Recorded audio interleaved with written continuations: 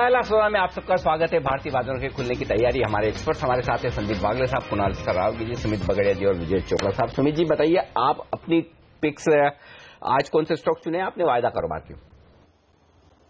Anil ji, Shriram transport को पहला pick है, जो ऐसा लग रहा है कि कल के सेशन में हमने लास्ट 2 घंटे के अंदर एक अच्छा मूव देखा था, तो उसका मूव को देखते हुए ऐसा लगता है कि यहां से और भी तेजी देखने को मिल सकती है, जिसके अंदर इमीडिएट टारगेट 1100-1125 के लेवल्स हमको देखने को मिल सकते हैं। आई थिंक श्रीराम ट्रांसपोर्ट में 1045 के स्टॉप लॉस से बाय करें 1125 के टारगेट के लिए आने वाले दिनों के लिए।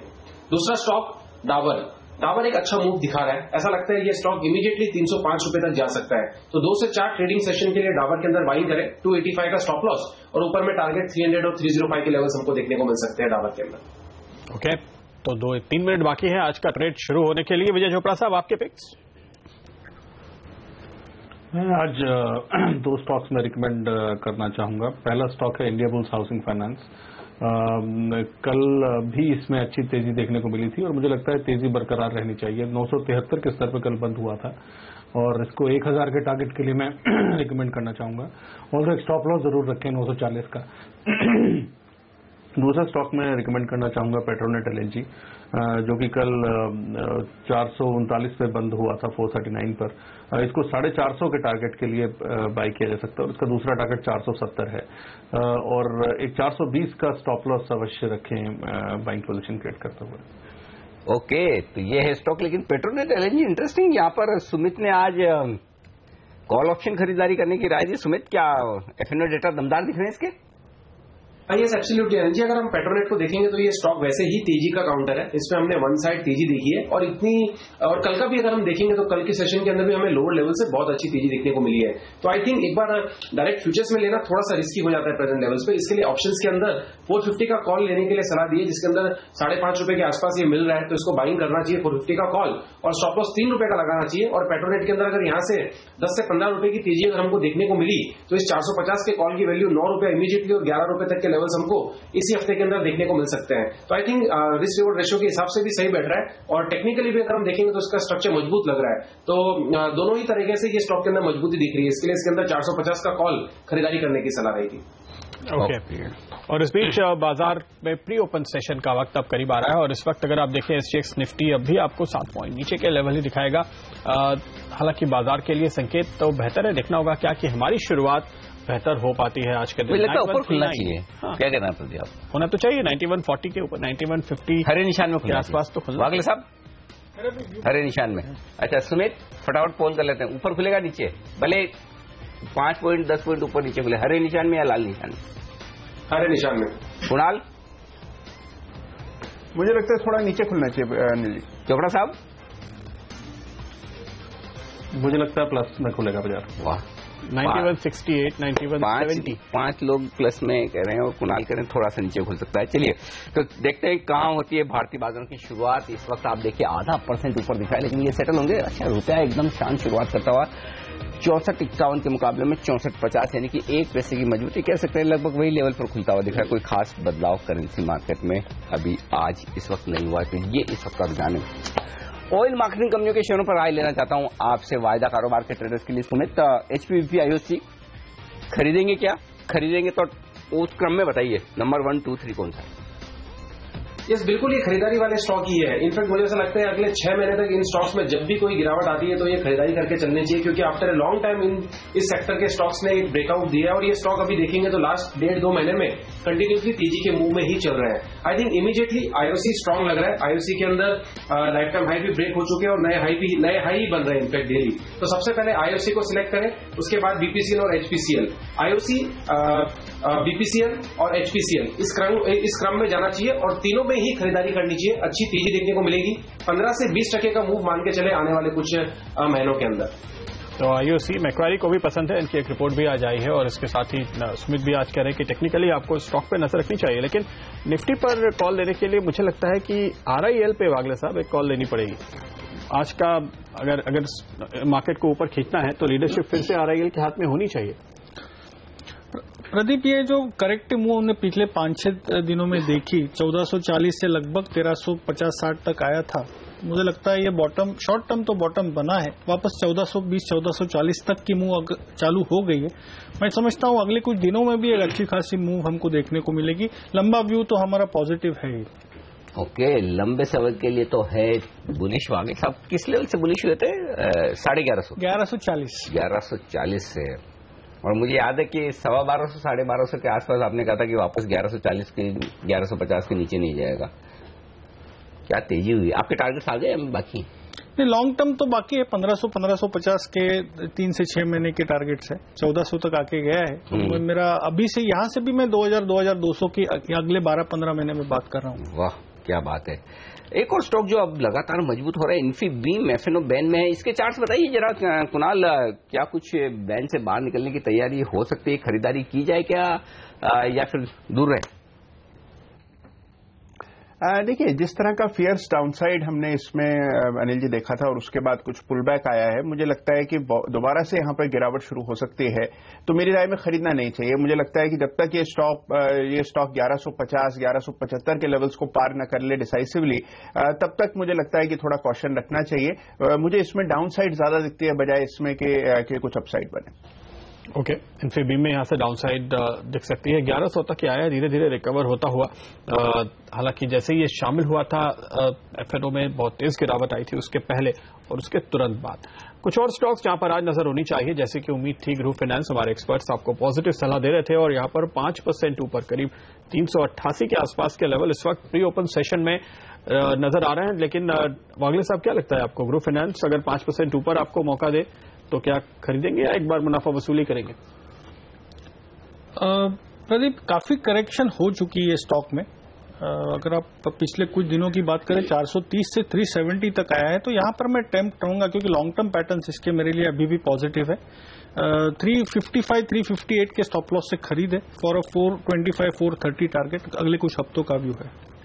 ओके, तो ग्रुप फाइनेंस मजबूत नतीजे के बाद 5% ऊपर खुलने की फिलहाल प्री ओपनिंग सेशन में तैयारी थोड़ी सी सेटल होने देते प्री ओपनिंग सेशन को, क्योंकि मजबूती तो जबरदस्त दिख रही है। 100 पॉइंट ऊपर दिख रहा है। सेंसेक्स निफ्टी 25 अंक मजबूत दिख रहा है। किन लेवल्स पर सेटल होंगे ये थोड़ा सा सवाल है और मैं तो चाहता हूँ 9160 के ऊपर सेटल होता है कि खुलते ही सुमित का बाय ट्रिगर हो जाए निफ्टी पर खरीदारी करने वाला, जो वो कह रहे हैं कि 9160 के ऊपर करेंगे खरीदारी। लेकिन अगर आपको आज ही के लिए करनी है खरीदारी तो फिर आपको देखना चाहिए हर रोज सुबह 7:30 से 8 के बीच में स्टॉक 2020 का मैच, और उसमें बताए जाते हैं वो 20 दमदार प्लेयर्स, दमदार बल्लेबाज और गेंदबाज जो दिन के दौरान करेंगे शानदार प्रदर्शन। अगर मिस किया है आपने आज का मैच तो आइए देख लीजिए अपडेट।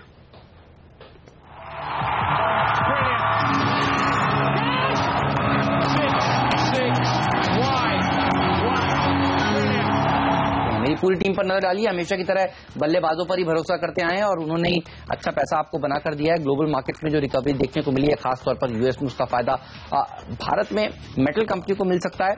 हिंडाल्को, टाटा स्टील के ऊपर बुलिश हैं। वर्लपूल और ब्लू स्टार के नतीजे अच्छे आएंगे। गर्मी की सीजन में जो बिक्री हुई है वो बहुत जबरदस्त हुई है और इस बार गर्मियां पहले शुरू हो चुकी हैं, तो यहां पर फायदा होगा। एमआरपीएल पर नजर रखिए, अच्छा प्रदर्शन ये शेयर भी दिखा सकता है। डिपेंडेबल का दर्जा जेएम फाइनेंशियल्स को दिया है, पहले भी कई बार टीम में रह चुका है, अब भी आगे भी रह सकता है। साथ ही बिल्डिंग मटेरियल प्रोवाइड करने वाली कंपनियां, यूनिप्लाई, ग्लास बनाने वाली कंपनियां, सेंट गोबेन पर भी सेक्टर्स काफी बुलिश हैं। एस्कॉर्ट्स को आज का फ्री हिट का दर्जा दिया है। कल भी 52 हफ्तों के उच्चतम स्तर इस शेयर ने छुए और आज आईएमडी यानी इंडियन मेट्रोलॉजिकल डिपार्टमेंट की जो प्रेस कॉन्फ्रेंस होने वाली है मानसून को लेकर 3 से 3:30 बजे के बीच में, देखिए उसके चलते ये सारा का सारा थीम फर्टिलाइजर, एग्री स्टॉक्स अच्छा प्रदर्शन दिखाएंगे। नागार्जुन फर्टिलाइजर को भी इसीलिए आज टीम में शामिल करके पिंच हिटर का दर्जा दिया है। मेरी टीम पर नजर डालिए, यहाँ पे भी आपको 2 ऑप्शन हमने शॉर्ट के रखे हैं, पीसी ज्वेलर्स और टाइटन, और यहाँ पे लगता है कि बिकवाली देखने को मिल सकती है क्योंकि कल जो खबर आई थी उसका ऑफिशियली खंडन कर दिया गया। बर्जर पेंट्स एक नई टेक्नोलॉजी आने वाले हैं, वो भी गर्मी की थीम से जुड़ता है। साथ ही आप यहाँ देखेंगे इंडिया बुल्स रियल, जिस तरह कल रैली हुई, लगता है यहाँ पे थोड़ी और सस्टेन करेगी। एचओसीएल पर नजर रखिए, सरकार की तरफ से बड़ा एक्शन इसमें हो सकता है, डेट इक्विटी का कन्वर्जन हो सकता है।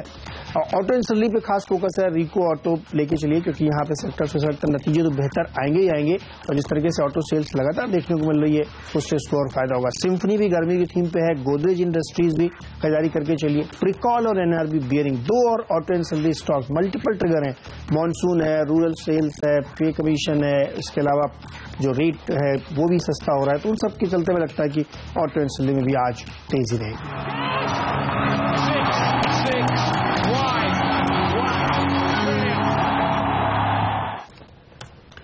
तो ये कुछ शानदार पिक्स जो आपको आज अच्छी खासी कमाई करके देंगे। निफ्टी फिलहाल 9160 के ऊपर टिका हुआ है, तो अच्छी बात है। यहाँ पर बाजार के लिए बैंक निफ्टी के कोर्स अभी तक हमें नहीं मिल रहे, लेकिन ओवरऑल सेक्टर तो ठीक ही दिखता है। मार्केट ब्रेथ अगर आप देखें, अभी तक जो शेयर ट्रेड हुए हैं तकरीबन 700 शेयर्स में ट्रेड हुआ है अभी तक एनएसई पर, और प्री ओपन सेशन के दौरान करीब 80% स्टॉक तेजी में है। तो आज की शुरुआत बेहतर होने के संकेत साफ तौर पर नजर आते हैं।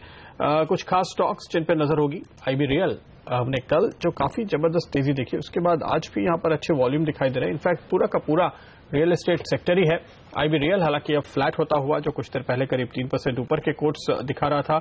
इस वक्त अगर आप देखें तो नीतेश स्टेट एक स्टॉक होगा जहां पर अभी भी हम उछाल देख रहे हैं। डीबी रियल्टी करीब 3% ऊपर और यहां पर अच्छे वॉल्यूम के साथ कुछ बाइंग आते हुए दिखाई दे रहा है। तो ये कुछ एक छोटे स्टॉक्स अभी भी सेक्टर में हैं जहां पर तेजी का मूड दिखाई दे रहा है। लेकिन विजय चोपड़ा साहब ये बताइए कि आईबी रियल पे आप क्या कॉल लेंगे, ये देखते हुए कि कल की जो पूरी तेजी बनी थी उसमें 10% भी डिलीवरी मार्क नहीं हुई है, तो क्या अब इसके बाद रिएक्शन आएगा? क्या यहां पर एक बार मुनाफा वसूल करना चाहिए? मुझे लगता है थोड़ा प्रॉफिट बुकिंग हो सकती है। हालांकि कल जब मैंने इसके चार्ट स्टडी किए हैं, फंडामेंटल स्टडी किए हैं, मुझे लगता है ये ऊपर के भावों का कंटेंडर है। संभवतः आपको 200 की तरफ जाता दिखेगा मगर एक लॉन्गर टर्म पीरियड में। बट मुझे लगता है थोड़ा सा रिट्रेस होगा स्टॉक और हो सकता है आपको 130 के लगभग जाता हुआ दिखे। के ये राय है आईबुल रियल पर। कल काफी कुछ शॉर्ट कवरिंग के चलते एक्शन होता हुआ दिखा है। कुणाल चार्ट देखिए मुथूट कैपिटल फाइनेंस के, जहां आज बोनस पर विचार होना है, बोर्ड बैठक है, बोनस दिया जाएगा। स्टॉक 1.5% मजबूत दिख रहा है, 404 405 के आसपास खरीदेंगे आप? देखिए बिल्कुल अनिल जी खरीदना चाहिए। मुझे लगता है कि पिछले कई दिनों से हम इसमें अच्छा वॉल्यूम एक्शन देख रहे हैं और इसने 350-60 के एक बहुत मेजर रेजिस्टेंस को बहुत डिसाइसिवली पार किया है। मुझे लगता है कि यहां पर 425 430 के लेवल्स आते हुए दिखेंगे तो डेफिनेटली बाय करके चलना चाहिए। ओके, ये राय है मुथूट फाइनेंस पर इस वक्त आपके लिए। एक और स्पेस जो कल काफी एक्शन में रही, कमजोरी की तरफ, तमाम सरकारी कंपनियां जहां पर सरकार का मन है कि हिस्सेदारी बेची जाए 10 से 15%, 7 सरकारी कंपनियों की। बाद में ये भी खबर आई कि बहुत जल्दी नहीं उन्हें बेचने की, आराम से बेचेंगे धीमे धीमे। ये बताएं चोपड़ा साहब, इन शेयरों में क्या किया जाए? REC, PFC, IOC, NHPC, Neyveli lignite, ये तमाम शेयर जो लिस्ट में है, क्या एक बार की इनकी तेजी पर ब्रेक लगता हुआ दिखेगा या घबराने की जरूरत नहीं है? देखिए, मुझे लगता है एनएचपीसी जो कि ऑलरेडी एक लगाड़ रहा है सालों तक, जब से लिस्टिंग हुई है उसके पश्चात बहुत सालों तक ये लगाड़ रहा है, कहीं पे इसने पार्टिसिपेट नहीं किया, इसमें कोई मेजर फर्क नहीं आने वाला। आईओसी में रादर मुझे तेजी लगती है, एनटीपीसी में थोड़ी करेक्शन लगती है। तो ये एक मिक्स्ड बैग है। ये एक तरह का व्यू फॉर्म करना बहुत कठिन है क्योंकि कुछ स्टॉक्स अच्छे लग रहे हैं स्ट्रक्चरली और कुछ स्टॉक्स में वैसे ही थोड़ी करेक्शन बनती थी। तो मुझे लगता है कि आईओसी जैसे स्टॉक में तेजी बन सकती है, एनएचपीसी में तेजी बन सकती है और over a period of time जब ये डिसइन्वेस्टमेंट किया जाएगा, गवर्नमेंट भी यही चाहेगी कि इसमें से वैल्यू अनलॉकिंग हो और क्योंकि निचली स्तरों पर बेचने का कोई सेंस नहीं बनता। जितना पैसा मॉप अप करना चाहती है गवर्नमेंट, शायद वो नहीं कर पाएगी अगर इसमें कहीं ना कहीं तेजी नहीं होगी। तो मुझे लगता है कि कुछ एक स्टॉक्स में तो तेजी बनती है, बाकी एनटीपीसी फिलहाल मुझे वीक नजर आता है। ओके, यानी आप ये कह रहे हैं कि सरकार को अगर हिस्सा बेचना है तो पॉलिसीज ऐसी रखनी पड़ेंगी कि इन शेयरों में तेजी बनी रहे। लेकिन आज प्री ओपन सेशन में कुछ अनयूजुअल मूवर्स अगर आप देखें, इंद्रप्रस्थ मेडिकल एक स्टॉक यहाँ पर, और ये बहुत लिक्विड नहीं है, करीब 1.5-2 लाख शेयर्स ट्रेड होते हैं। आज अब तक 12,000 शेयर्स के बिड्स आई हैं और 16-17% ऊपर के लेवल यहाँ पर आते हुए दिखाई दिए, जैसे कि आप इस वक्त देख सकते हैं। विजय चोपड़ा साहब, आप ट्रैक करते हैं इसको? जी नहीं, मैंने कभी ट्रैक नहीं किया स्टॉक को। ये मूव काफी जबरदस्त और अच्छे खासे वॉल्यूम के साथ हम कह सकते हैं आता हुआ। वागले साहब, क्या कोई व्यू है आपका? अगर ये होता है तो मैं अब बायर रहूंगा भले थोड़े से करेक्टिव मूव के लिए वेट करें अराउंड 66 वगैरह, 62 के स्टॉप लॉस से for a target of 76। Okay, खरीदारी करें 16-17% ऊपर, कुछ खबर हो चेक करेंगे, हमारी रिसर्च टीम बताएगी फटाफट कि अगर किसी तरह की कोई खबर आई और जिसके दम पर ये स्टॉक भागने की तैयारी करता हुआ दिख रहा है तो। अच्छा, ये पेंट्स शेयरों पर कोई राय है आपकी चोपड़ा साहब? बर्जर, एशियन या फिर शालीमार वगैरह कुछ खरीदेंगे आप? देखिए, यदि क्रूड में करेक्शन होता है यहाँ से, जो कि थोड़ा लगता है मेरे को कि क्रूड कहीं ना कहीं थोड़ा बहुत करेक्ट हो सकता है, तो ये पेंट कंपनीज बेहतर लगती हैं। अगर लॉन्गर टर्म पर्सपेक्टिव से बात करें तो बर्जर ऐसी कंपनी है, कांजाई नेरोलैक है जो कि मुझे अच्छा लगता है, एशियन पेंट्स भी अच्छा लगता है, मगर जनरली इनकी बाइंग मानसून के पश्चात की जाती है फेस्टिव सीजन के लिए, जहां पे एक ऑफटेक बढ़ जाता है ओवरऑल। अगर कोई लंबी अवधि के लिए खरीदना चाहता है तो किसी भी गिरावट में इनको एक्यूमुलेट किया जा सकता है, बट ओवरऑल बहुत अच्छी है ये कंपनी स्ट्रक्चरली, और कहीं पे कोई दिक्कत नजर नहीं आती। कंजम्पशन स्टोरीज हैं, बहुत अच्छा डिस्ट्रीब्यूशन नेटवर्क है, सेल्स भी ठीक है, मगर मेरी ये सलाह होगी निवेशकों को कि जब भी ऐसे स्टॉक्स खरीदें जिनका एक सीजनल आउटप्ले होता है तो वो फेस्टिव सीजन के आसपास ले, वो ज्यादा बेहतर है, उसमें अच्छी तेजी बनती है थोड़े कम समय के अंदर। But again with long term perspective कहीं भी कोई दिक्कत नहीं है, तो बर्जर मुझे अच्छा लगता है, कांजाई नेरोलैक और एशियन, तीनों ही स्टॉक्स मुझे अच्छे लगते हैं with long term perspective. Okay, आज बाजार खुलने में 2 मिनट बाकी हैं। कैपिटल फर्स्ट अगर हम देखें करीब 1.25% नीचे जो खबर आई है वो पिंकर्स के 10% हिस्सा बेचने की, उसका असर है।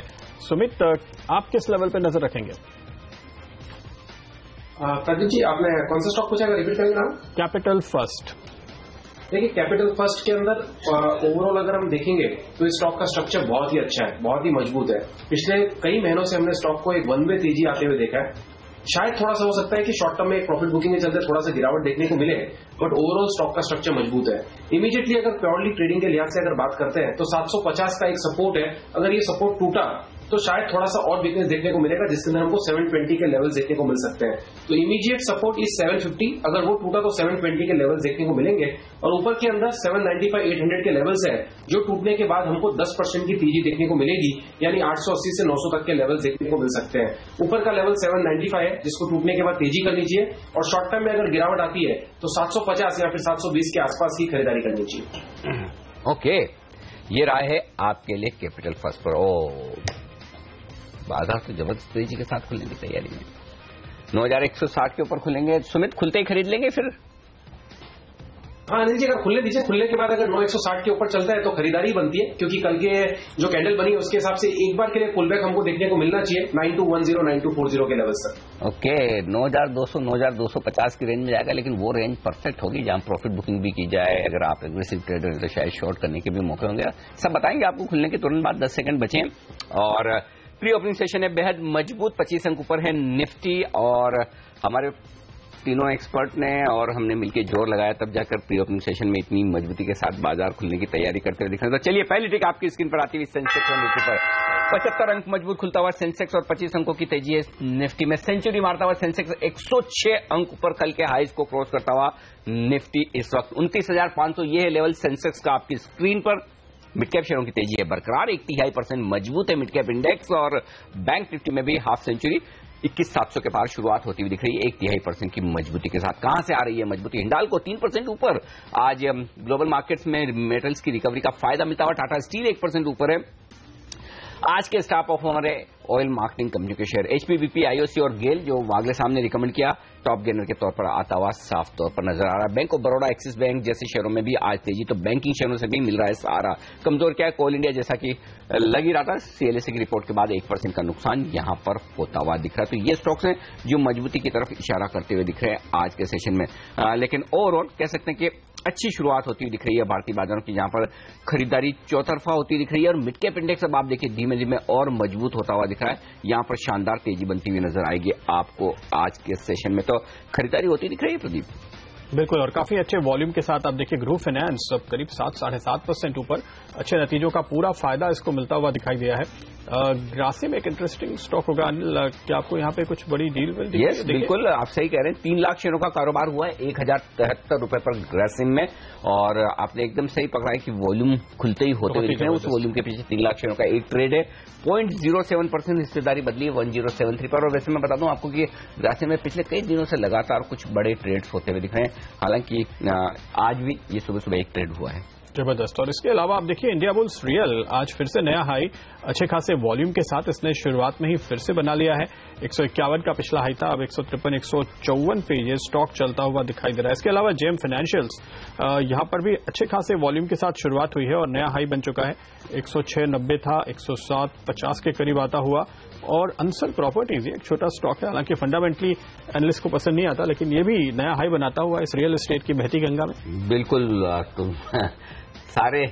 ये सारे स्टॉक्स जो अब तक नहीं चल पाए चलने की कोशिश करते रहते हैं, और इसलिए हम आज कह भी रहे थे कि क्वाजी रियल एस्टेट स्टॉक्स भी तेजी में दिखेंगे। कल सेंचुरी जैसे शेयरों ने काफी अच्छी खासी मजबूती दिखाई, तो यहां पर भी अच्छी तेजी बनती हुई दिख रही। तो ओवरऑल बाजार में रुझान काफी जबरदस्त खरीदारी की तरफ बनता हुआ दिख रहा है, इसमें कोई डाउट नहीं। एक और स्टॉक है फार्नेक्स लैब, ये 5% ऊपर है। कल एक ब्लॉक डील रिपोर्ट हुई थी, वोरा साहब ने खरीदे हैं 50,000 शेयर, लेकिन 50,000 शेयर मार्केट के 30-40 करोड़ का है, लेकिन 20,000 शेयरों पर सर्किट लगा हुआ है। तो ये स्टॉक भी एक्शन में आता हुआ दिख रहा है। बिल्कुल, हो सकता है कि यहाँ पर आपको आगे कुछ मौके मिले। ये देखते हुए बड़े निवेशकों को आमतौर पर ट्रेडर्स फॉलो करते हैं और उसका पूरा इम्पैक्ट आज आप यहाँ पर बनते हुए देख रहे हैं। लेकिन इसके अलावा कुछ और स्टॉक्स जहाँ पे शुरुआत अच्छे वॉल्यूम के साथ तेजी की तरफ हुई है। ऑटो एंसिलरी, कल मेरे ख्याल से इसी शो में उदयन इस पर निवेश की राय दे रहे थे। एनआरबी बेयरिंग्स, रिको ऑटो, पूरा सेक्टर काफी मजबूत है। लेकिन ये 2 स्टॉक्स हैं जहां पे काफी जबरदस्त वॉल्यूम है। एनआरबी और रिको में 30 से 40% वॉल्यूम के साथ ये स्टॉक चले हैं, और आज के 2020 के भी परफॉर्मर तो है ही।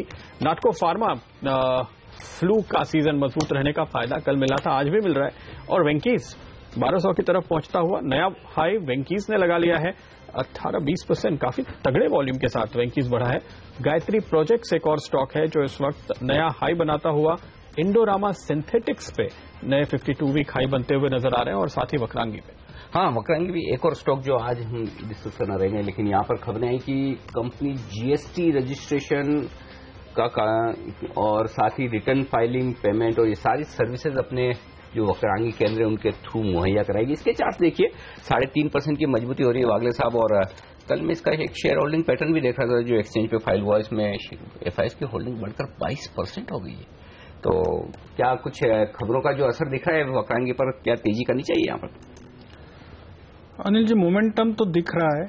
जिस तरह से 3.5-4% गैप से खुला, यही मेरा एक तकलीफ है। लेकिन किसी को रिस्क लेना है तो आज का लो का स्टॉप लॉस जो कि 343 होगा, और अपसाइड मुझे लगता है ये 360 के पार जाएगा अगले 2 से 3 दिन में। ओके, 360 के पार निकल सकता है। जीएसटी प्ले करने के लिए शायद एक स्टॉक और हो गया, जो लोग अगर लॉजिस्टिक्स और थक गए हो। चोपड़ा साहब, आपके रडार पर है, आप ट्रैक करते हैं इसे, क्या राय देंगे इसमें? देखिए, बहुत स्ट्रेंथ तो दिख रही है फिलहाल, और काफी समय से ये स्टॉक में तेजी है, और संभवतः यहां से भी 10 से 15% की तेजी बन सकती है, और हो सकता है 400 की तरफ आपको जाता हुआ दिखे। बट वहां पे जाके मैं कहूंगा कि एक बार 390-400 के स्तर पे प्रॉफिट बुकिंग बनती है। 390-400 तक के टारगेट्स यहां पर बन सकते हैं। 360 तक के टारगेट्स आज के लिए ये वागले साहब की राय है। लेकिन इंडिया बुल्स रियल एस्टेट आज भी वायदा कारोबार में बड़ा मजबूत नजर आ रहा है। इस बीच स्टॉक 2020 के स्टॉक्स आपकी स्क्रीन पर फ्लैश होते हुए दिख रहे हैं, जहां आईबुल रियल देखिए बैन में होने के बावजूद नीरज ने इसको अपनी टीम में चुना रहा है, एकदम सही सटीक साबित होता दिख रहा है। स्टॉक मजबूत है, ऑटो एंसिलरी स्टॉक्स मजबूत है। HOCL 5% के आसपास की तेजी दिखा रहा है। एक और स्टॉक वागले साहब याद आया, कल हम बात कर रहे थे आखिरी सौदा में, CESC कैलकाटा इलेक्ट्रिसिटी। देखिए अब आपके सिग्नल आए क्या चार्ट्स पर, क्योंकि स्टॉक देखिए कल फिर बढ़ा है, आज मजबूत खुलता हुआ दिख रहा है, यहां से अच्छी तेजी बनती हुई दिख रही। क्या व्यू है आपका? अनिल जी, बाय करके चलना चाहिए। ब्रेकआउट हो रहा है 853, 854, स्टॉप लॉस 843 का होगा, तो आप 1% का रिस्क लेंगे। और मुझे लगता है एक पोजिशनल व्यू में मैं ज्यादा कंफर्टेबल रहूंगा 2 से 3 दिन। 875 का मेरा व्यू होगा, 75 to 880। ओके, एक रियल एस्टेट स्टॉक जहां खुलने के बाद आज अच्छे वॉल्यूम के साथ तगड़ी बाइंग हुई है, वो है पेनिनसुला लैंड। 27 रुपए का ये स्टॉक है, नया हाई तो इसने किया ही है। विजय चोपड़ा साहब, क्या आप ट्रैक करते हैं, कोई व्यू देंगे? देखिए, जितने भी रियल एस्टेट कंपनीज हैं उनमें एक ओवरऑल सेक्टोरल तेजी देखने को मिली है और मुझे लगता है तेजी थोड़ी और बरकरार हो सकती है। जिस तरीके से चार्ट स्ट्रक्चर्स दिखते हैं, वॉल्यूम्स दिखते हैं, संभवतः पेनिनसुला लैंड आपको 32-33 तक जाता हुआ दिखे, बट वहां तक बहुत होगा। मैं कहूंगा जो भी कंपनीज हैं जैसे यूनिटेक है या पेनिनसुला लैंड है या और दूसरी कंपनीज है जो प्राइमरली डेट रिटर्न थी और वहां पर तेजी देखने को मिल रही है, I would prefer Oberoi Realty और Indiabulls real estate rather than Peninsula land.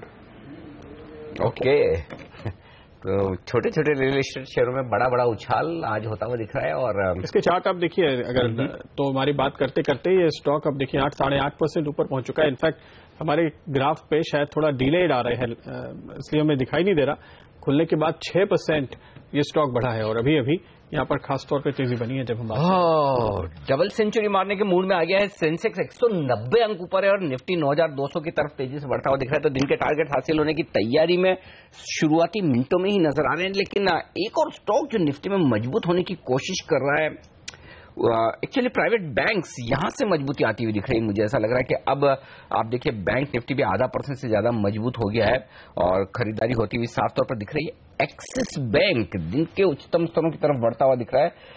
Sumit, axis bank के चार्ट्स देखिए, वायदा कारोबार का एक्शन देखिए, क्या आपको लगता है यहां खरीदारी की जा सकती है? Anil ji, range bound move है, थोड़ा सा पुल बैक अप मूव तो देखने को मिल सकता है। 507 के आसपास ये ट्रेड कर रहा है। ट्रेडिंग के लिहाज से 1 या 2 दिनों के ट्रेडिंग के पर्सपेक्टिव के हिसाब से 501 या 502 का स्टॉप लॉस लगाए और खरीदारी कर सकते हैं। बट ऊपर में टारगेट भी कोई बहुत बड़े तो नहीं आ रहे हैं, लेकिन 515-518 तक के लेवल्स हमको देखने को मिल सकते हैं।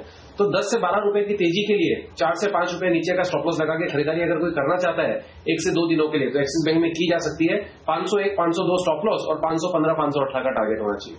सुमित, निफ्टी बैंक पे एक बार नजर डालिए। मेरा ख्याल है कि ये अपने पिछले हाइस पर लौटा है, करीब करीब उसी रेंज पे चलता हुआ फिलहाल क्या ट्रेड दिख रहा है आपको? Yes, absolutely Pradeep ji, Nifty अभी बैंक निफ्टी जैसे ही 21,800 का लेवल ब्रेक करता है, स्पॉट लेवल्स बता रहा हूं, तो फिर उसके अंदर हमें एक बड़ा मूव देखने को मिल सकता है जिसके अंदर 22,000, 22,000 और 22,200 तक के लेवल्स हमको देखने को मिल सकते हैं। आई थिंक एग्जिस्टिंग अगर लॉन्ग किसी ने की है मार्केट खुलने के बाद तो एक बार होल्ड करें और फ्रेश बाइंग जैसे ही 21,800 का लेवल ब्रेक होता है उसके बाद हमको करनी चाहिए और उसके अंदर ऊपर में 22,000 और 22,200 के टारगेट 1 से 2 दिनों की ही होने चाहिए, यानी थर्सडे फ्राइडे तक के लिए। और नीचे में स्टॉप लॉस लगा सकते हैं 21,600 के आसपास का। 21,770 ये दरअसल लेवल है जो पार नहीं कर पा रहा है। 21,787 ये है 12 तारीख का लेवल जो निफ्टी का लाइफ टाइम हाई, और आज उससे 6 पॉइंट नीचे रहा है 21,781। तो कह सकते हैं कमोबेश लाइफ टाइम हाई फिर से आज बैंक निफ्टी ने बनाया, करीब 6 पॉइंट। मतलब बैंक निफ्टी 21,000 वाले में 6 पॉइंट का कोई इतना वैल्यू नहीं है। तो कुल मिलाकर bank Nifty life time high के बेहद करीब ट्रेड करता हुआ दिख रहा है। निफ्टी का जो लाइफ टाइम हाई है 9,273, ये 5 अप्रैल का है, तो वहां से अभी थोड़ा निफ्टी लगभग 100 पॉइंट नीचे है। लेकिन बैंक निफ्टी अपने लाइफ टाइम हाई के बेहद करीब, और इसीलिए हम कह रहे थे कि एक्सिस बैंक पर नजर रखिए। देखिए वहां पर पोजीशंस बनना शुरू हुई। लेकिन एक और स्टॉक जो वागले साहब का फेवरेट है, और वागले साहब ने मेरे ख्याल से 106-108 रुपए के पार निकलने के बाद अदानी एंटरप्राइजेस वहां से पकड़ा था वागले साहब। आज फिर से, कल सुबह भी आप कह रहे थे लेकिन कवर करना रह गया मेरे ख्याल से, कि आप कह रहे थे बहुत बढ़ गया, लेकिन अभी फिर से देखिए स्टॉक में जबरदस्त मजबूती बनती दिख रही है। 3% स्टॉक ऊपर है आज फिर से, और खतरनाक रफ्तार है। ओपन इंटरेस्ट भी फिर से बढ़ रहा है। इन लेवल्स पे भी लिया जाए 128, 127 ये लेवल में लिया जाए, 4% ऊपर है। 125 का स्टॉप लॉस होगा। ये एक ही दिक्कत है क्योंकि इसका लॉट साइज थोड़ा बड़ा है, लेकिन मुझे लगता है ये 135, 136 आज और कल में जाना चाहिए। 135 से 136 ये है ऊपर का टारगेट वागले साहब का अदानी एंटरप्राइजेस में।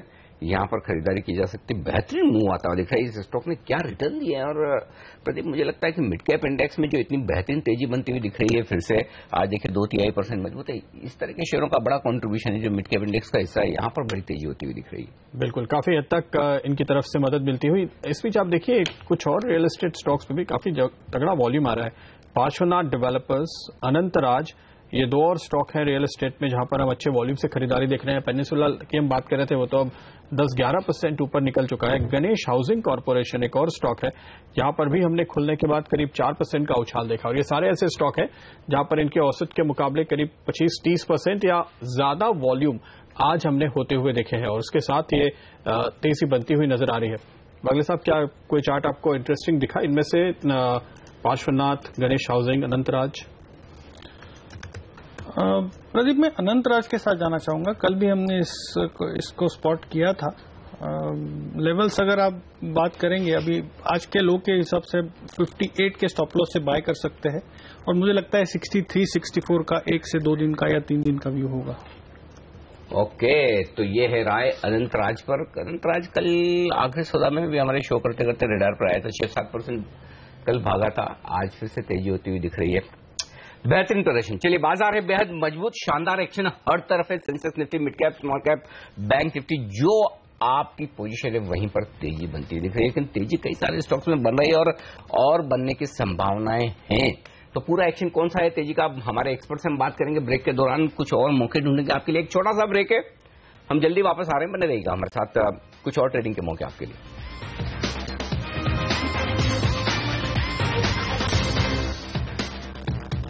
स्वागत है आपका एक बार फिर। 9187 करीब 50 पॉइंट ऊपर निफ्टी, 100-125 पॉइंट ऊपर निफ्टी बैंक, करीब 200 पॉइंट ऊपर सेंसेक्स डबल सेंचुरी मारने के बाद फिलहाल ऊपर के स्तरों पर टिके हुए। और मार्केट ब्रेथ आप देखिए, ये हमारा फेयर एंड ग्रीड मीटर देखिए, आपको नजर आएगा मार्केट में क्या जबरदस्त तेजी है।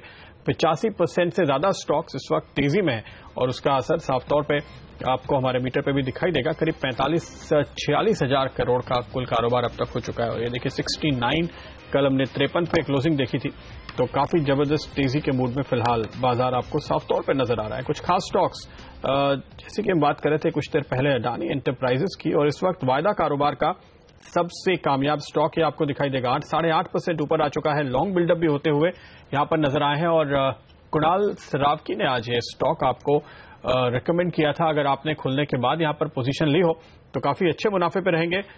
कुणाल, हालांकि आप ओवरऑल मार्केट पे बहुत बुलिश नहीं थे, लेकिन ये जो आपने एक चुना लॉन्ग कॉल, ये तो देखिए आज का टॉप परफॉर्मर है। क्या करेंगे अब?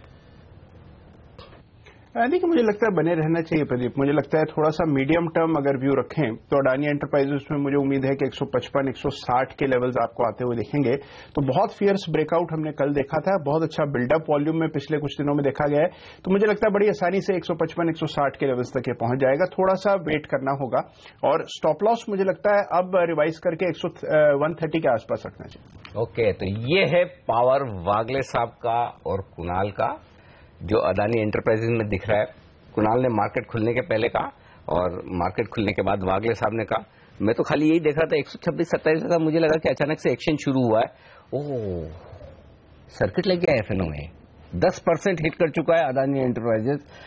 जबरदस्त प्रदर्शन अडानी एंटरप्राइजेज का, क्या स्टॉक आइडेंटिफाई किया है, और 5.5% ओपन है। अब एक बार बता दूं, चलिए यहाँ पे सर्किट लगा है, तो वायदा कारोबार के जितने भी स्टॉक है उनमें बाय डिफॉल्ट सर्किट लिमिट होती है 10% की, ऊपर या नीचे की तरफ। जैसे 10% की सर्किट लिमिट हिट करती है, 30 सेकंड के लिए, 30 सेकंड से 1 मिनट के लिए वहां पर वो ट्रेड रुकता है, और उसके बाद एक्सचेंज उस सर्किट लिमिट को 5% के लिए खोलता है, अगली 5% की। अगर 15% पहुंच गया तो फिर 30 सेकंड से 1 मिनट के लिए वो सर्किट रहेगा, फिर एक्सचेंज अगले 5% के लिए खोलता। तो ये तरीका है इन स्टॉक्स में। तो देखिए, अडानी एंटरप्राइज की सर्किट खुल गई, एक्सीडेंट ना हो इसके लिए। हाँ, ये तो आप दोनों ने भी नहीं सोचा होगा कि इतना बढ़ेगा। हाँ वागले साहब, ईमानदारी से बताइएगा, नहीं ना? ये तो लगता है 150-55 वाले दूसरे टारगेट की तरफ जा रहा है आज का इंडिया बुल से। अच्छा, इस बीच चलिए, ये तो अब हो गया, निकल गया, सब कुछ हो गया, लेकिन इस बीच में वागले साहब से बात करते थे ब्रेक में, हम भूल गए एक स्टॉक जो वागले साहब ने ऐसा ही आइडेंटिफाई किया जो तेजी दिखाने के लिए तैयार है। वागले साहब, आप ही बताइए। अपोलो टायर्स में मुझे वो मोमेंटम दिखता है। 232.50 का करंट ट्रेड है, मुझे लगता है 229 का स्टॉप लॉस से बाय करे 229, और अपसाइड मुझे लगता है ये 240 के टारगेट दे सकता है आज और कल में। बिल्कुल, लेकिन इस बीच आप देखिए अडानी एंटरप्राइजेस 15%, दूसरा सर्किट भी लग गया है। ओके, अडानी एंटरप्राइजेस के साइड इफेक्ट्स अडानी पावर पर भी दिख रहे हैं, जाहिर सी बात है वो भी अब तेजी होता दिख रहा है। लेकिन आप फोकस टायर स्टॉक्स में कीजिए, जो अपोलो टायर वागले साहब को पसंद आ रहा है, सीएट में पोजीशंस बनती दिख रही है। टायर्स दूसरा एक और सेक्टर हो सकता है जो बड़े एक्शन में आ सकता है। ये सेक्टर आज के सेशन में देखिए बड़ा एक्शन यहां पर भी शुरू होता हुआ दिख रहा है, तो यहां तेजी की पोजीशंस बनती हुई दिख रही है। सुमित, अपोलो या सीएट, आपकी पसंद क्या है? अपोलो को सिलेक्ट कर लेना चाहिए अनिल जी। अपोलो अभी 233-3350 के आसपास ट्रेड कर रहा है। ये स्टॉक ने जो अक्टूबर नवंबर में हाई लगाए थे वो लेवल्स ब्रेक करने की कोशिश कर रहा है। जैसे ये लेवल ब्रेक होगा 234-235 का, अपोलो के अंदर, तो ये मान के चले कि आप यहाँ से 10 से 15 रुपए की तेजी देखने को मिलेगी, यानी 245 से 250 तक के लेवल्स देखने को मिल सकते हैं। और ओवरऑल अगले कुछ महीनों का अगर टारगेट लेंगे तो ये स्टॉक यहाँ से 280 से 300 तक के लेवल्स दिखा सकता है। अब प्योरली ट्रेडिंग के लिहाज से 228 के स्टॉप लॉस से बाय करें, 245 टू 50 का टारगेट।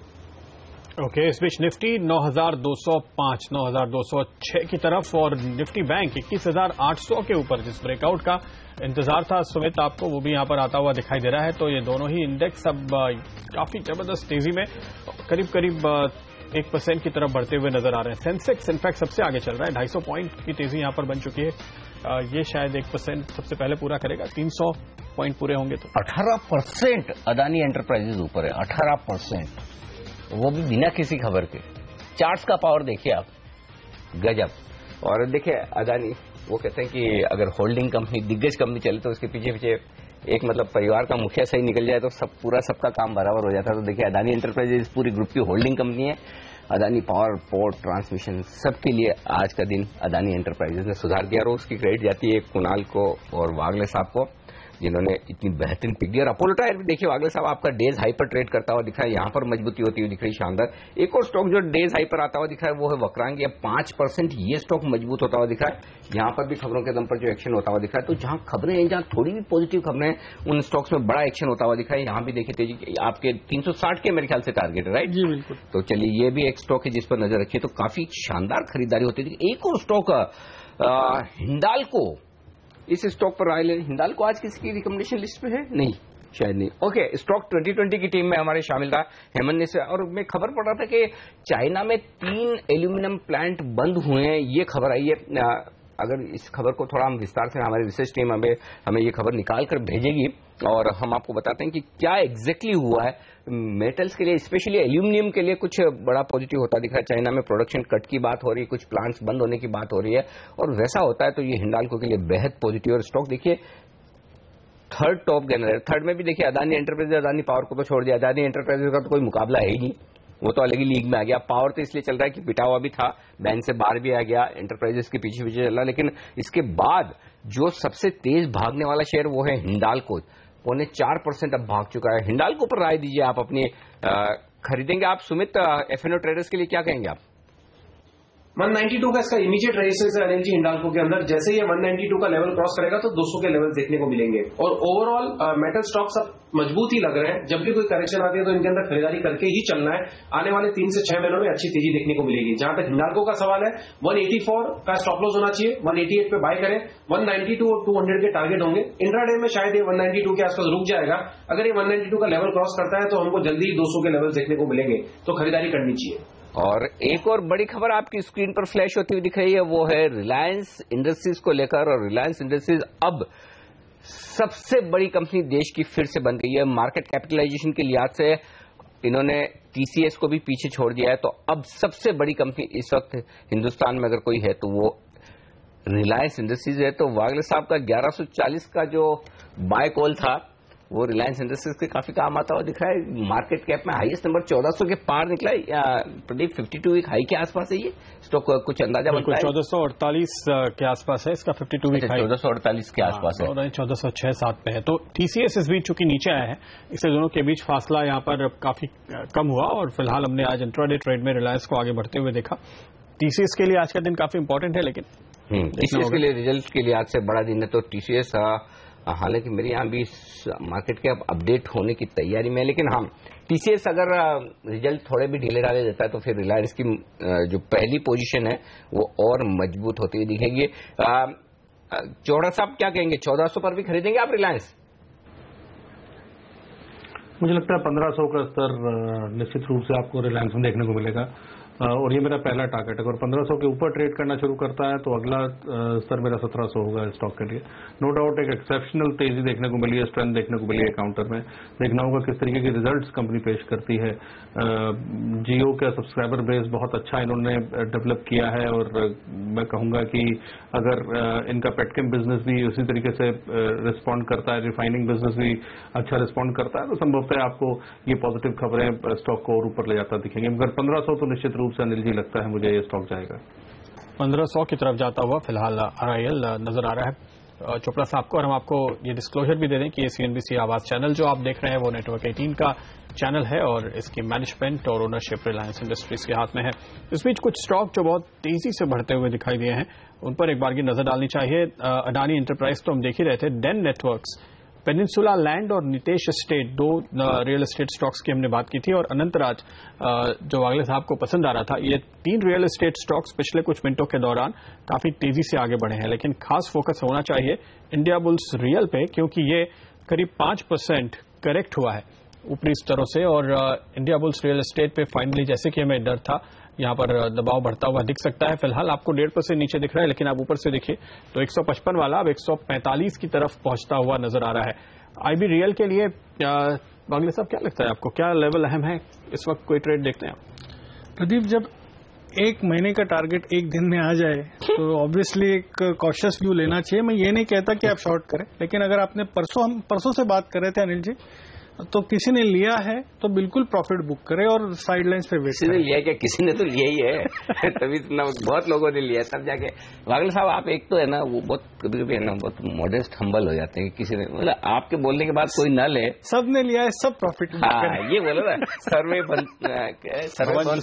हाँ, तो सब लोगों ने देखा आज भी कल्याण हुआ ही है ना। अदानी एंटरप्राइजेज अब भी 18% ऊपर है। मैं तो वही सोच रहा था चार्ट्स का पावर कितना जबरदस्त है कि बिना किसी खबर के अगर चार्ट पे संकेत आते दिख रहे हैं, स्टॉक इतना मजबूती है। अपोलो टायर देखिए दिन के हाई पर है, अदानी एंटरप्राइजेज, अदानी पावर, सारे के सारे स्टॉक्स बड़ी मजबूती के साथ ट्रेड कर रहे हैं। हिंडाल्को देखिए, हिंडाल्को भी दिन के हाई पॉइंट पर ट्रेड कर रहा है, फिर से एकदम टॉप पर आ गया, 4% मजबूत होता हुआ दिख रहा है। इससे बढ़िया क्या बात हो सकती है? काफी मजबूती के साथ कारोबार होता हुआ दिख रहा है इन तमाम शेयरों पर। 245 अंक ऊपर सेंसेक्स है और निफ्टी 66 अंक मजबूत 9,200 के पार निकल कर टिकता। और अगर 9,200 के पार टिक गया घंटे 1.5 घंटे, तो फिर क्या कहेंगे आप सुमित? बड़ी शॉर्ट कवरिंग की संभावना मैं देख रहा हूं। कल 9,200 के कॉल पर 50 लाख शेयरों का ओपन इंटरेस्ट है, जो कॉल बेचे हुए हैं कवर करने के लिए भागेंगे थोड़ी देर बाद। यस, बिल्कुल। अगर ये आधा 1 घंटा और टिक गया 9,200 के ऊपर, तो फिर उनमें और शॉर्ट कवरिंग हमको देखने को मिलेगी, जिसके अंदर ये 9,240, 9,250 के टारगेट जो कि हमने मार्केट ओपन होने के पहले बताए थे, वो लेवल्स आने की पॉसिबिलिटी है। 9210 तो आ चुका है टारगेट, 9240, 9250 फाइनल लेवल होगा निफ्टी के लिए। अगर निफ्टी ने वो लेवल भी तोड़ दिए तो जिस तरह से हमको बैंक निफ्टी में मूव देखने को मिल रहा है, उसी तरह से हमको निफ्टी में भी मूव देखने को मिल जाएगा। और फिर शायद पॉसिबिलिटी हो सकती है कि हमको 9,350, 9,400 की भी रैली देखने को मिले। बट ठीक है, एक बार के लिए 9,350, 400 नहीं सोचना चाहिए। 9,240, 9,250 वहां पे सस्टेन करता है कि नहीं करता है, वो फाइनल देखने वाला पॉइंट है निफ्टी के लिए। अगर सस्टेन करा तो और तेजी, अदरवाइज प्रॉफिट बुकिंग वहां से देखने को मिल सकती है। बिल्कुल। इस बीच आप देखिए रियल एस्टेट में HTIL एक और जो बड़ा परफॉर्मर था, और DLF, इनमें भी ऊपर के स्तरों से आज अच्छी मुनाफा वसूली देखी जा रही है। और वॉल्यूम के लिहाज से भी अगर आप देखें, इंडिया बुल्स में अगर करीब 70% तक वॉल्यूम हो चुका है, तो HTIL में 35% और DLF में भी 27% वॉल्यूम हुआ है, यानी अच्छी खासी पोजीशन यहां पे कट रही है। मुनाफा वसूली तेजी से आगे बढ़ती हुई नजर आई है। इन स्टॉक्स पे नजर रखेंगे और कुछ और शानदार ट्रेडिंग आइडियाज भी आपके लिए लेकर आएंगे, लेकिन एक ब्रेक के बाद।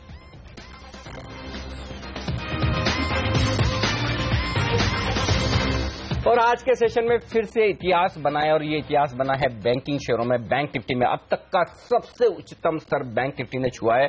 जी हां, ये नया रिकॉर्ड है, और जो हमने रिकॉर्ड बनाया था 12 अप्रैल को 21,787 का, उसको अच्छे खासे मार्जिन से बैंक निफ्टी ने आज पार किया है। इस वक्त बैंक निफ्टी का जो लेवल है वो लगभग हाईएस्ट लेवल के आसपास 21,866, ये लेवल अब नोट कर लीजिए। ये अब तक का लाइफ टाइम का उच्चतम स्तर बैंक निफ्टी का है, उसके आसपास ट्रेड करता हुआ दिख रहा है। तो बैंक निफ्टी में जबरदस्त तेजी बनती हुई दिख रही है। एक्सिस बैंक की हम बात कर रहे थे, लेकिन इस बीच ब्रेक के दौरान एक बैंक स्टॉक वागले सामने ढूंढा है जो तेजी दिखाने के लिए तैयार है, क्योंकि बैंक निफ्टी में जो बड़ा ब्रेकआउट हुआ है, कौन सा स्टॉक भागेगा वागले साहब बताइए।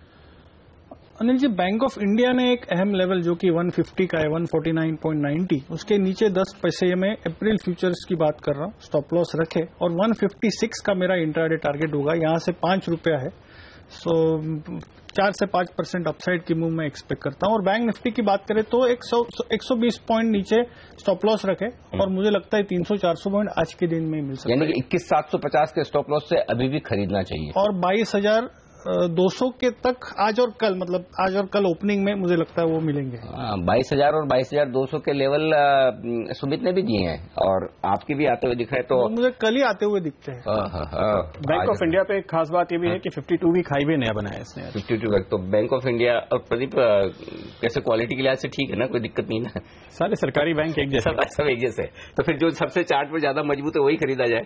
तो चलिए बढ़िया है, बैंक ऑफ इंडिया खरीदिए। 100 कितना आज का टारगेट क्या है? 156। थोड़ा बड़ा दीजिए ना, 156 तो अभी आ जाएगा सर। ये 154 तो हो गया, 154 थोड़ा लंबा दीजिए।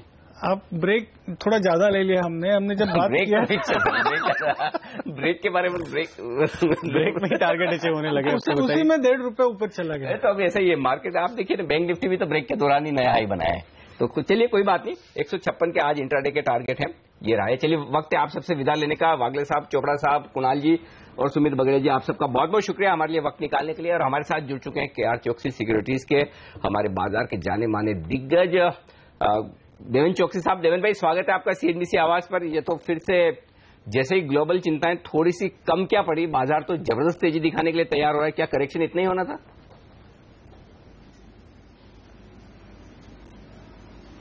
Good morning Anil ji. Well, I think global market के अंदर करेक्शन लाने के लिए कोई सीरियस नेगेटिव्स इमर्ज होने बहुत जरूरी बनते हैं।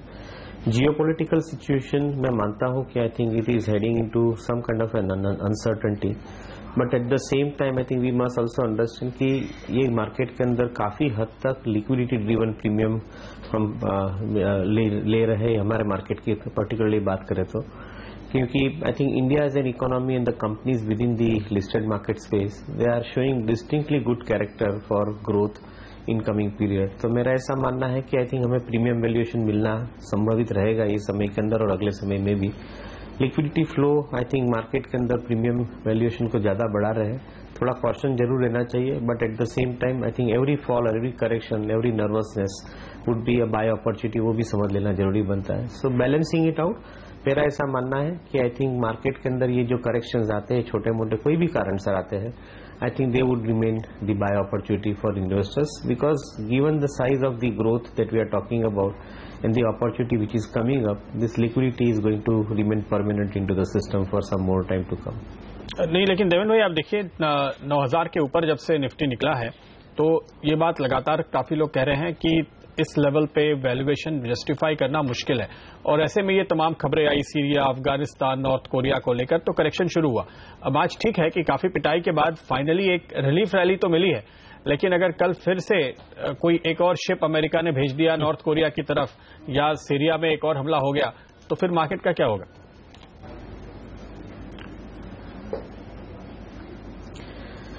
अगेन आई थिंक मैं ऐसा समझता हूं कि कोई भी ऐसी सिचुएशन जो बनती है उनकी लास्टिंग इफेक्ट मेरे ख्याल से 7 दिन से 15 दिन के बीच में रहेगी, क्योंकि I think global markets can not afford to get into the permanent war for sure. So I think whatever such situation happens, I think the markets would have, I think the implication, of course, the damage आ सकता है, but मैं मानता हूं कि करीबन 7 दिन से 15 दिन के अंदर आई थिंक ये डैमेज संभल भी सकता है, तो वो चीज को ध्यान में रखना जरूरी बनता है। मैं नहीं मानता हूं कि कोई कोलेटरल डैमेज बहुत ज्यादा बढ़ेगा ये समय के अंदर, क्योंकि I think investors are by and large careful about their investments across the globe in the different portfolios. Having said that part of it, I think मेरा ऐसा मानना है कि कोई भी कारण से मार्केट में फॉल आता है तो ये फॉल इंडिया मार्केट के लिए बाइंग अपॉर्चुनिटी डेफिनेटली बनेगा, क्योंकि एक तरफ हम ग्रोथ की बात कर रहे हैं, दूसरी तरफ अर्निंग ग्रोथ की बात कर रहे हैं, और तीसरी तरफ हम देखें तो आई थिंक जो ग्लोबल इन्वेस्टर्स का जो एक नजरिया बना है इंडिया मार्केट के अंदर, particularly from the perspective of visibility for the long term, अगले 5 साल 10 साल का जो विजिबिलिटी फैक्टर हम गिनते हैं, उनके लिए इनका जो एक नजरिया बना है, तो मैं ऐसा मानता हूं कि that will keep the liquidity factor intact as far as the investment is concerned. So I think overall we should be careful, but at the same time I think accept the opportunity when the market gives one during the fall. Okay, सावधानी रखें, लेकिन खरीदारी के मौके भी ढूंढे इस बाजार में। रियल एस्टेट में जो इतनी तेजी होती दिख रही है, क्या कहेंगे आप, ये खाली मोमेंटम वाला मामला है या फिर वाकई में फंडामेंटल्स बेहतर होने के संकेत हैं? कुछ खरीदेंगे आप, बताएं देवेन भाई। हाँ, मेरा ऐसा आई थिंक व्यू हमेशा रहा है कि रियल एस्टेट कंपनीज के अंदर जिन्होंने एसेट लाइट मॉडल फॉलो किया है उनके लिए समय डेफिनेटली अच्छा रहेगा। दोस्त कंपनीज जो लैंड बैंक की तरफ ज़्यादा नज़र नहीं रखते बट डेवलपमेंट की तरफ ज़्यादा नज़र रखते हैं, उनके लिए हिसाब से मेरे ख्याल से आई थिंक टाइम अच्छा रहना चाहिए. And quite a few of companies are moving in that direction if they are not earlier moved into. So I think that is one good sign that I am observing. दूसरी तरफ real estate के regulators आने के साथ में I think जो quality developers companies है उनको आई थिंक आगे का समय के लिए अपॉर्चुनिटी अच्छा मिलना चाहिए, ऐसा मेरा मानना है. But all said and done for individual investors मेरा ऐसा एक व्यू रहा है कि I think the real estate space के अंदर particularly housing finance companies I think are remaining more attractive, क्योंकि जो हिसाब से रियल एस्टेट स्पेस बढ़ रहा है उसके साथ में हाउसिंग फाइनेंस कंपनीज की बुक साइज भी बढ़ रही है. तो करीबन 20-25% के आसपास CAGR ग्रोथ अगले 5 साल के अंदर संभावित है. और ये ग्रोथ आता है तो मैं समझता हूँ कि करीबन पोर्टफोलियो के अंदर 30 to 40% upside on a CAGR basis over 5 year period should be distinctly possible in some of the housing finance companies. So I stay focused with the HFC business more than pure say realtor business. Okay, आपने चूंकि housing finance की बात कही, NBFCs में जो एक बड़ी खबर दिखाई दे रही है हमें, वो कैपिटल फर्स्ट पे वॉबक पिंकर्स मुनाफा वसूली कर रहे हैं, थोड़ी सी 60% की शेयर होल्डिंग को घटा के 50 पे ला रहे हैं. हालांकि उनका पैसा तो 5 गुना हो चुका है, लेकिन क्या इससे कहीं ये अंदाजा भी लगता है कि अब ये वैल्यूएशन बड़े अट्रैक्टिव हो गए हैं इस लेवल पर और अब निकलने के लिहाज से प्रॉफिट बुक करना चाहिए? कुछ आप बता देंगे इस सेक्टर में in general?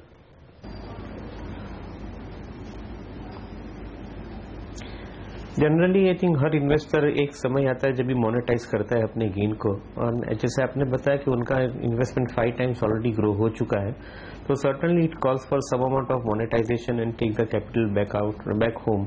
So from that perspective मैं नहीं मानता हूँ कि उसके अंदर कोई ज्यादा बदलाव आएगा. And eight the same time if you try and keep your holding relatively lesser, then probably you are inviting some more investors, better investors coming into the company who would help the company to grow the business over a little longer period of time with additional funds coming in. So I think this should be seen as a positive move. Maybe I think some amount of opportunity may emerge because of the transactions which are happening, but that transaction should ultimately lead to the better times for investors if they capture the opportunity at lower levels. Okay, banking में लेकिन अनिल जी 10वीं बार फिर से खबर आई है कि बैंकों का मर्जर होगा. ये तो जब तक नहीं होगा तब तक आती रहेगी. थोड़े दिनों में ऐसा लगता है कि खबरें आएंगी. अब ये कब होगा, किसका होगा, किनके साथ होगा, इसका जवाब कुछ नहीं. लेकिन PSU बैंक इंडेक्स देखना चाहिए. एक्चुअली मार्केट के लिए मसाला मिल जाता है ना, कुछ न कुछ ट्रेड करने के लिए या एक्शन होने के लिए. सरकारी बैंकों का इंडेक्स देखिए, PSU इंडेक्स किस तरह की तेजी वहां पर होती हुई दिख रही है. 1.5% ऊपर है, जबकि बैंक निफ्टी 1% 1% ऊपर है. उससे अंदाजा लगेगा कि सरकारी बैंक, जबकि सरकारी बैंक का वेटेज कम है बैंक निफ्टी करीब 1/4 है. 3/4 प्राइवेट बैंक यहाँ पे है. लेकिन देखिए bank of India, Bob, PNB, ये वो स्टॉक्स हैं जिनमें हम काफी मजबूती देख रहे हैं. अब जो स्टोरी निकल कर आ रही है कि ये कुछ जो बड़े बैंक हैं, बॉब, PNB वगैरह, ये छोटे बैंक्स IOB जैसे हैं, इनको एक्वायर कर सकते हैं. लेकिन देवेंद्र भाई, इन छोटे बैंकों की जो हालत है, कहीं कहीं स्ट्रेस्ड एसेट 20% तक है, क्या उसको एक्वायर करने की वजह से किसी PNB या किसी बैंक ऑफ बड़ौदा को कोई फायदा होगा?